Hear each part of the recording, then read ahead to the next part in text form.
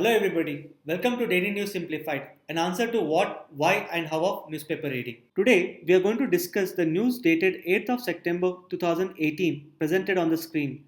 Timestamping for the same has been provided in the description box below. Let's start our today's discussion. Now this particular topic appears on page number 1. The title of the article is Can India Take the Sahi Road to Urban Mobility? This particular topic shall be important from the perspective of GS Paper 3, that is Economic Development, under the subsection Indian Economy and Various Issues. Now, this particular article has appeared in the newspaper in the context of first ever Global Mobility Summit, which has been organized by Niti Aayog in Delhi recently. Now, the main purpose of organizing this Global Mobility Summit were twofold. The first purpose of this particular summit was to create awareness about the mobility in India as well as across the world. The second purpose of this particular summit was to bring all the stakeholders on a single platform in order to promote innovation in mobility. Now, the innovation in mobility may include higher usage of electrical vehicles or usage of solar power for the mobility. Now, this particular article predominantly focuses on three aspects. The first being the Global Mobility Summit, the second being the importance of mobility in India as well as the world, and the third one being India's vision with respect to mobility. Let's start discussing this one by one, starting with Global Mobility Summit. Now, this is the first ever Global Mobility Summit which has been organized by Niti Aayog on 7th and 8th of September in New Delhi. Now, this particular summit becomes important because it happens to be the first ever global summit which has been organized by India with respect to mobility. And as discussed, the focus of this particular summit is to promote innovation in the transportation sector. Now let us see as to how this particular summit would help India. Firstly, this particular summit would ensure India's transition to clean energy. Now this is important because presently India is heavily dependent on fossil fuels for its transport sector, and hence innovation with respect to mobility would ensure India's transition to clean fuels. Secondly, this particular summit, it would ensure that the government is able to meet its goal of vehicle electrification. The third aspect is it will ensure the integration of renewable energy into the transport sector. The renewable energy here may include the use of solar vehicles for our transportation sector. And lastly, innovation in the mobility shall give a boost to manufacturing in India, which would in turn promote Make in India. Thus, these are the four benefits that would accrue to India because of the Global Mobility Summit. Now let us look at the importance of mobility in India. Now, mobility is considered to be a key to progress of humanity. Now, this impact of mobility revolution can be seen in terms of impact of invention of wheel in the ancient times, as well as the invention of mass transportation systems such as metro on the human civilization in the recent years. Thus, mobility is considered to be responsible for growth of human civilization. Mobility is also considered to be a key to the economic growth and development of a particular country. Now, this is evident in mainly three aspects. Firstly, mobility reduces the burden of travel, allowing the people to travel from one part of the country to another. Secondly, it ensures faster movement of goods. And lastly, it creates employment opportunities. And this is evident in terms of number of jobs which have been created by the transport sector in India. Now, coming to a third point, mobility also improves ease of living of the people because it reduces the stress of the people. The reason being, the adoption of better mobility solutions such as metro reduces the traffic jams as well as enable the people to move from one place to another easily. Now coming to the fourth point, as discussed, the transport sector in India is presently dependent upon usage of fossil fuels, wherein it accounts for almost 20% of greenhouse gas emissions in India.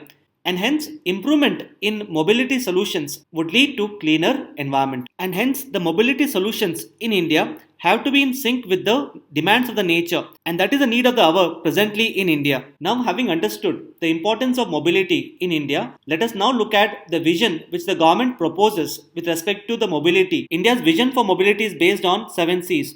Let us discuss these 7 C's one by one. Now, the first C here stands for Common Mobility Solutions. Now, what this means is that the government shall discourage use of private vehicles and instead promote public transport. Now, the second C stands for connection. Now, the connection here implies mainly two things. Firstly, it means connection of different geographical areas in India, and the second aspect being connection between different modes of transport. The third C here stands for convenient.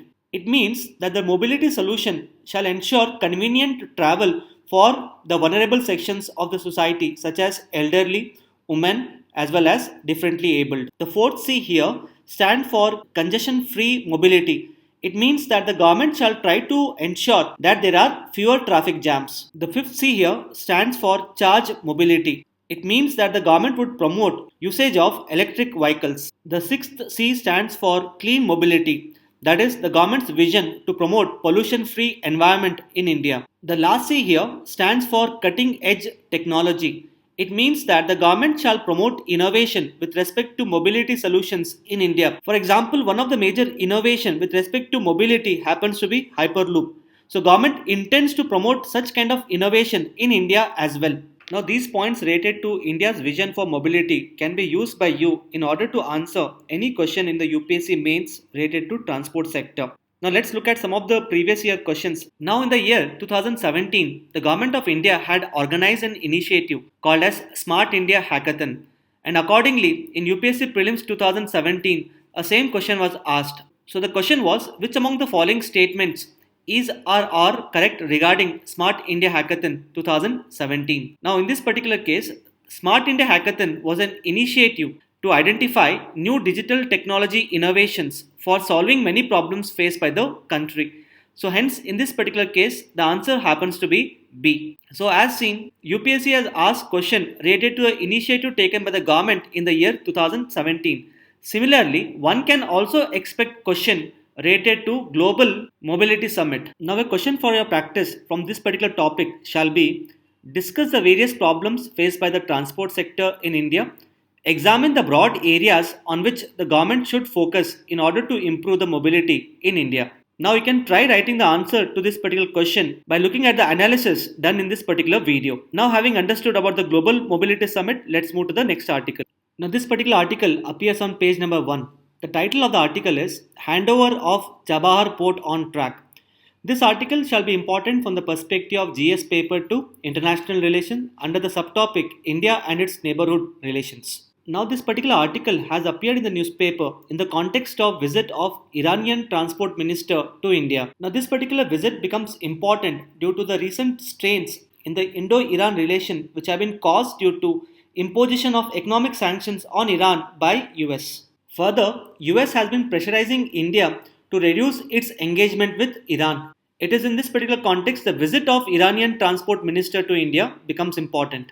This particular article highlights that the Iranian Transport Minister has given a commitment that Iran shall hand over the Chabahar port to India in October 2018, which is as per the agreed timeline between India and Iran. Further, the article also highlights US may decide to give exception to India with respect to its engagement with Iran due to the strategic location of Chabahar port. In this context, let us look at the location of Chabahar port. Further, let us understand its significance for India from the geopolitical perspective. As you can see in the map here, the Chabahar port is located in Iran along the Gulf of Oman. Now this particular port has huge strategic importance for India from multiple perspectives. Now Afghanistan is actually a landlocked country, which means that the trade between India and Afghanistan should take place through Pakistan. However, Pakistan has so far not given transit rights to India to transport its goods through its territory to Afghanistan, and hence this particular Chabahar port would enable India to bypass Pakistan. So the goods can be transported from the Indian coast to the Chabahar port, which then can be carried forward to Afghanistan. So this particular Chabahar port would provide an alternative route to reach out to Afghanistan through both sea as well as land. Now, in order to bypass Pakistan, India is planning to link Chabahar port through railway line to a place called as Zahedan in Iran. Further, Zahedan will be in turn linked to Zaranj-Dilaram highway, which is located in Afghanistan. The second reason for its strategic importance is its closeness to Gwadar port in Pakistan. Now this particular Gwadar port has been constructed by China. So Indian presence in the Chabahar port can be used by India to counter Chinese influence in the Indian Ocean region. It is also important because almost 20% of the crude oil passes to this particular strait. So enhanced Indian presence in this particular strait would ensure its energy security. The third reason for its strategic importance lies in the fact that The Chabahar Port would ensure greater trade between India and landlocked Central Asian countries, for which the government has already proposed that the Chabahar Port would be linked to International North-South Transport Corridor in future. The International North-South Transport Corridor is a multi-nodal network which seeks to transport goods through network of roads, ships and railways. Now this particular transport corridor shall be interlinking multiple countries such as Russia, Central Asia, Iran, India as well as Europe. And hence the Chabahar port along with the international north-south transport corridor would enable India for its greater economic integration with Central Asian countries, Russia as well as Europe. And hence in this particular context, this particular port becomes extremely important for India's perspective. Let us now discuss one of the related questions asked in the prelims 2017. The question was, what is the importance of developing Chabahar port by India? Now, as discussed in the article, the development of Chabahar port by India would enable India to bypass Pakistan and provide greater access to Afghanistan and Central Asia. And hence, in this particular case, the answer happens to be C. Now, coming to the next topic. This particular topic has been taken from the editorial page. The title of the topic is Post Office Solutions. This particular topic shall be important from the perspective of GS Paper 3, that is Indian Economy, under the subsection Indian Economy and Various Issues. Now, this particular article has appeared in the newspaper in the context of opening of India Post Payment Bank by the government recently. Now, this particular article basically highlights that the opening of India Post Payment Bank shall provide a fillip to financial inclusion in India by providing banking services to the people in the rural as well as unbanked areas. And this would be possible by using its network of 1.55 lakh post offices. However, this particular article highlights that the India Post Payment Bank face multifaceted challenges, wherein in this particular article, the author has raised concern over the business model of the payment banks. Now, the basics related to payment banks has been comprehensively covered in the previous DNS video, and hence as part of this particular topic, we shall predominantly focus on the challenges afflicting the payment banks. And with respect to challenges here, we shall basically focus on the business model of the payment bank and why the author has raised a concern over this particular model. Now, before understanding the challenges before the India Post Payment Bank, let us first understand the business model of the banks. Now, the banks here correspond to scheduled banks which are different from the payment banks. Now, as you know, all the scheduled banks in India can accept deposits as well as give loans. And the main source of profit for these banks is the interest which they earn on the loans which they give to its customers. So here you have to understand that the loans are the assets of the banks. Further, the profits which are earned by the banks are in turn used to pay interest on the depositors' money. However, this is different in the case of payment banks because the payment banks are not allowed to give loans. They are allowed to only accept the deposits. Further, the payment banks are required to provide interest to the depositors' money. Therefore, a valid question which can be raised here is from where do the payment banks get profit to pay for the depositors' money? To understand this, we have to look at the business model of the payment banks. Here, as per the RBI guidelines, payment banks are required to invest minimum 75% of the depositors' money in the government securities. And these government securities should have a maturity period of less than 1 year. And the banks are able to earn interest by investing in the government securities. And this interest earned by the payment banks on this government security become a source of profit and hence may be used by the banks to pay interest to the depositors. Now, based on the business model of the payment bank, the author has raised certain concerns. The first concern which has been raised by the author is with respect to the amount of profits which are generated by the payment bank. The author has stated that the profits earned by the payment bank may not be sufficient enough to meet for their day-to-day operations. Now, with respect to second concern, the author has highlighted that in order to generate revenue, that is the profit, the payment bank plans to charge fees on money transfer as well as other financial services. So, in this particular context, the author has highlighted that the amount of revenue which is generated by the payment bank, whether it will be sufficient enough to meet its operational needs.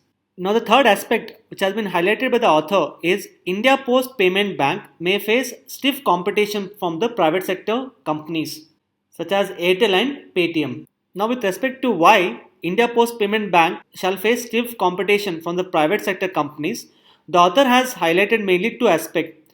The first aspect being that the private sector companies are more customer friendly And the second aspect being that the private sector companies are much better in management as compared to India Post Payment Bank. Now, in this particular aspect, the author highlights that since the India Post Payment Bank has to face stiff competition from the private sector companies, it may have adverse impact on the revenue of India Post Payment Bank. So, in this particular article, the author has highlighted mainly three challenges. The first one is with respect to RBI's guideline of investing almost 75% of the depositors' money in the government securities. The second challenge is with respect to the amount of revenue generated by the payment banks. The concern raised by the author is the revenue sufficient enough to meet its operation? And the third one is with respect to a stiff competition which India Post Payment Bank shall face from the private sector companies. Now, having understood about the various challenges faced by India Post Payment Bank as highlighted in the article, let us look at some of the previous year UPSC prelims question related to this particular topic.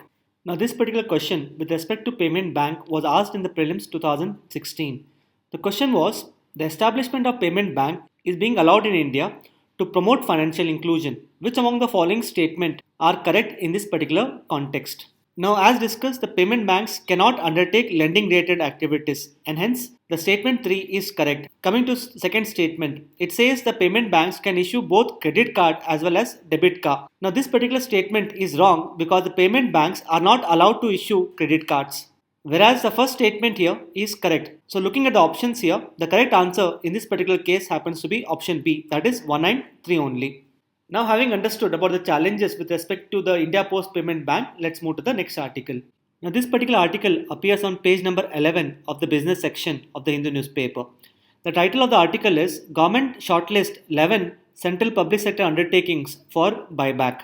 This particular article shall be important from the perspective of GS Paper 3, Indian Economy, under the subtopic Indian Economy and Various Issues. Now, this particular article has appeared in the newspaper in the context of the recent guidelines issued by DPAM. The DPAM stands for Department of Investment and Public Asset Management. This particular department works under the Ministry of Finance. Now, according to these guidelines, certain public sector undertakings are required to go for buyback of the shares. And this particular buyback of the shares will be applicable to certain public sector undertakings which fulfill the criteria. The first criteria is the central public sector undertaking should have a net worth of more than 2000 crores. The second criteria is the cash and balance of the public sector undertakings should be higher than 1000 crores. Now, some of the public sector undertakings which are required to go for buyback include Coal India, NTPC, NALCO as well as NMDC. Now, as part of this particular topic, what you are required to understand is firstly about buyback of shares and secondly certain brief details related to Department of Investment and Public Asset Management. Let us now start with the concept of buyback of shares. Now, before discussing about the buyback of shares, let us understand the concept of shares. Now, shares are actually the financial instruments which are issued by a company in order to raise capital, that is the money, wherein the person who buys a share, that is the shareholder, becomes the owner of the company to the extent of the shareholding. For example, if a person owns 1% shares of a particular company, such a person comes to control 1% of the ownership of the company. Now, coming to buyback of the shares. Now, buyback of the shares means it's a process of buying back the shares issued by the company from its shareholders. Now, in order to buy back the shares from the shareholder, the company is required to buy the shares at the prevailing market price. Here, what you have to understand is, in case of buyback of shares by a particular company, there is a transfer of ownership from the existing shareholder to the company. Now, the question is, why does the company go for buyback of the shares? Now, buyback of shares is normally resorted to by the company when the company has surplus cash balances. Now, you can see in case of India, certain public sector undertakings such as Coal India as well as NTPC have accumulated huge cash balances more than 1000 crores. So, it is in this particular context the DPAM has asked these companies to go for buyback of the shares. Now, buyback of shares may also be done in order to strengthen company's ownership, as the ownership gets transferred from the shareholders to that of company. Now, these are the two main reasons as to why a company would go for buyback of the shares. Now, from the UPSC exam perspective, you are required to understand the concept of buyback of the shares and why the buyback of shares is normally done by the company. Now, coming to Department of Investment and Public Asset Management. As discussed, this particular department is working under the Ministry of Finance. Now, this particular department is a nodal agency which is dealing with the management of government ownership in all the public sector undertakings. Further, this particular department gives recommendations to the government with respect to disinvestment of PSUs. However, you have to note here that this particular department gives only the recommendation. However, the final authority for disinvestment in India is the Cabinet Committee on Economic Affairs. Now, having understood about certain basic aspects related to DPAM, let's look at one of the related questions asked in the UPSC prelims. Now, this was a question asked in the prelims 2011. The question was, why is the government of India disinvesting its equity in the central public sector enterprises? The first statement was, the government intends to use the revenue earned from the disinvestment mainly to pay back the external debt, which is completely wrong.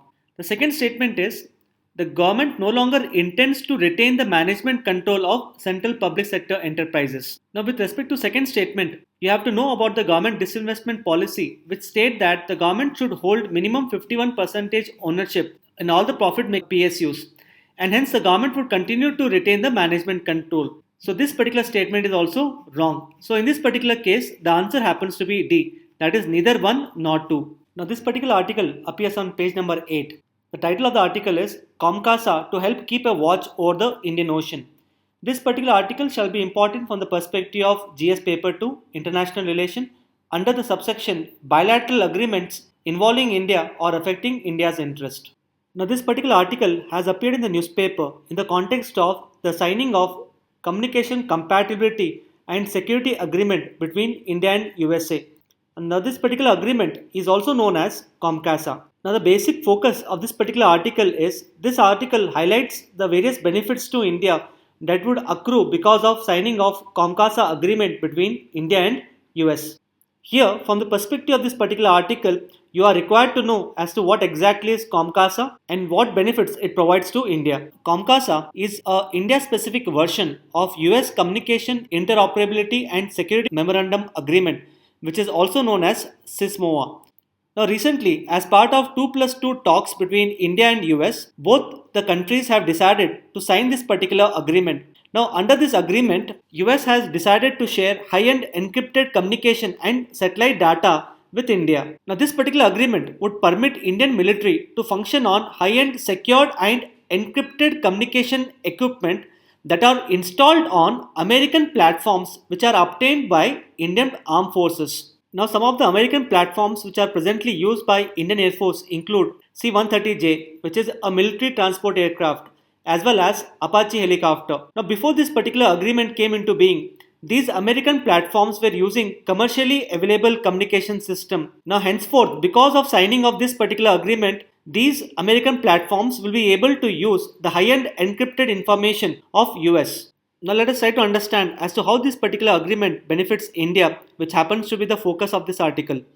Now this particular article has highlighted that under this agreement, India will get access to Combined Regional Information Exchange System, which is also known as CENTRIX. Now CENTRIX is a secured communication network of USA. So under this particular agreement, since the Indian naval ships will get access to the secured communication network of USA, it would enable the naval ships to communicate securely with the US Navy, which would in turn enable India to get a wider picture in the Indian Ocean region. Apart from benefits to India, there are certain concerns with respect to signing of this particular agreement. Now just like how Indian Navy would get access to US secured communication network, under this particular agreement, US Navy would also get access to India's own secure communication network.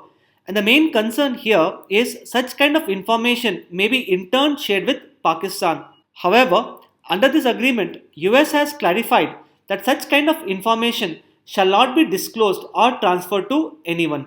Now a question for your practice would be, consider the following statement related to Communication Compatibility and Security Agreement, that is COMCASA. The first statement being, it is India-specific version of US Communication and Security Memorandum Agreement. The second statement is, it provides for sharing high-end encrypted information between India and US. Which among the statements given above is or are correct? Please give your answer in the comment section given below. Now having understood about the COMCASA agreement and its benefit for India, let us now move to the next article. Now this particular article has been taken from page number 5. The title of the article is IMA Moots Ethics Code Overhaul. Now, this particular article shall be important from the perspective of GS Paper 2 under the subsection Issues relating to development and management of social sector. Further, this article shall also be important from the perspective of GS Paper 4, that is Ethics, Integrity and Aptitude. Now, this particular article has appeared in the newspaper because way back in the year 2002, the Medical Council of India had laid down Code of Ethics for the doctors. Now, this Code of Ethics for the doctors is known as Indian Medical Council Professional Conduct, Etiquette and Ethics Regulations. However, now the Indian Medical Association is in the process of redefining its ethics code relating to professional conduct, etiquette, as well as ethics for the practicing doctors. There is a need to redefine the code of ethics for the doctors due to advancement in the field of science and technology. The main reason here is because of advancement in science and technology in certain aspects such as passive euthanasia or surrogacy has led to ethical dilemma. So because of changed circumstances, the Indian Medical Association has highlighted that there is a need for redefining the code of ethics for the doctors. Let us now look at some of the suggestions given by the Indian Medical Association with respect to code of ethics for the doctors. Now, firstly, under the present framework, that is as per the 2002 ethical code, individual doctors are not allowed to publicize their practice through any type of advertising. However, the private hospitals on the other hand have been allowed to advertise through all medium. Now, this particular aspect is considered to be unfair as well as discriminatory against the individual doctors. So it is in this particular context the IMA has suggested that individual doctors may be allowed to publicize their practice. The second concern is with respect to passive euthanasia. The Supreme Court guidelines on passive euthanasia has led to ethical dilemmas for the doctor. So in order to resolve this particular dilemma, IMA has suggested that the decision to pull the plug of the life support system should be taken only by the relatives and not the doctors. Now, third one is with respect to surrogacy. Now, surrogacy has led to exploitation of surrogate mothers in India. It is in this context the Indian Medical Association has suggested that the code of ethics for the doctors should make them responsible to prevent exploitation of surrogates or the egg donors. Now, the fourth aspect which is highlighted here is with respect to organ donation. Now, IMA has suggested that organ donation must be made compulsory for all the individuals unless an individual specifically resents against such a move. What this means is that organ donation should be made compulsory for all. Further, with respect to organ donation, the IMA has suggested that presently there is high number of living donor transplants as compared to organ donation from a dead person. The IMA has suggested that cadaver organ donation must be made compulsory. That is, the organ donation from a dead bodies has to be made compulsory in India. Now, these are some of the suggestions IMA has put forth to various ministries in India. So let's wait and watch as to what code of ethics will be adopted for the doctors in India in the view of the advancement in the field of science and technology. Now, this code of ethics becomes important from the perspective of GS Paper 4 Ethics, wherein the code of ethics can be used to solve certain case studies related to the medical field asked in the UPSC. Now, this code of ethics becomes important from the perspective of GS Paper 4 Ethics, wherein this code of ethics can be used to solve case studies related to the medical field, such as the case studies related to euthanasia, surrogacy or organ donation. With this, we have come to the end of today's discussion. Now let's look at the question for the day.